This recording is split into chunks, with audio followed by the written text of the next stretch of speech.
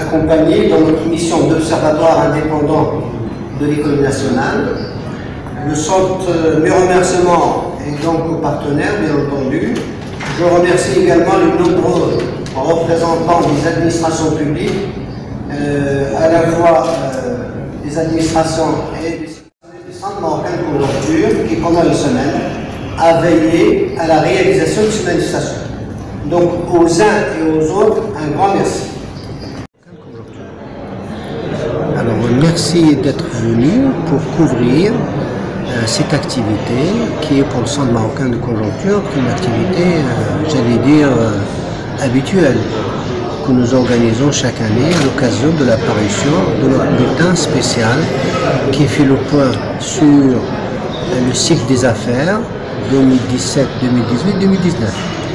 Alors je peux vous annoncer en première que la croissance en 2018 ce sera de 3,3 pour le Centre marocain de conjoncture, après celle de 4,1% en 2017, et que pour 2019, nous pensons que la croissance, sur la base des hypothèses et des indicateurs disponibles actuellement, sera de 3,9%. 3,8%. Bien sûr, cette croissance a été établie, ce scénario prévisionnel a été établi sur la base de ce que nous disposons actuellement. Et nous disposons actuellement. Et nous pensons que la situation a des chances de continuer sur les bases actuelles. Vous n'êtes pas sans savoir que l'environnement international connaît des perturbations relativement importantes, notamment les conflits commerciaux entre les grandes puissances économiques, les États-Unis d'un côté et la Chine de l'autre, et les États-Unis et l'Europe actuelle.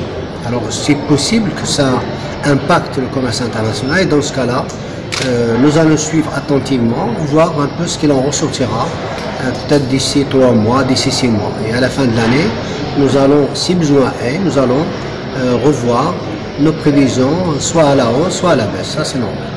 Deuxièmement, cette manifestation est organisée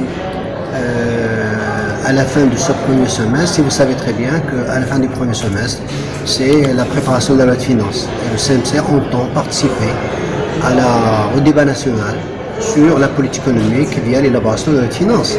Actuellement, le gouvernement vient je crois, est en train d'établir la note de cadrage, et le projet, bien entendu, devra être préparé pour la rentrée conformément aux dispositions de la Constitution.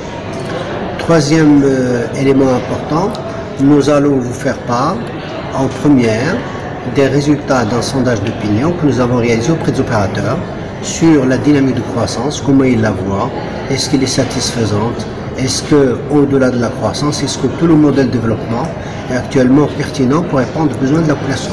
Donc nous allons vous exposer en détail ce point qui est un fait nouveau, qui nous pensons que c'est un plus, parce que c'est une information, je crois, qui émane des opérateurs eux-mêmes qui sont en charge de l'activité économique tout entière.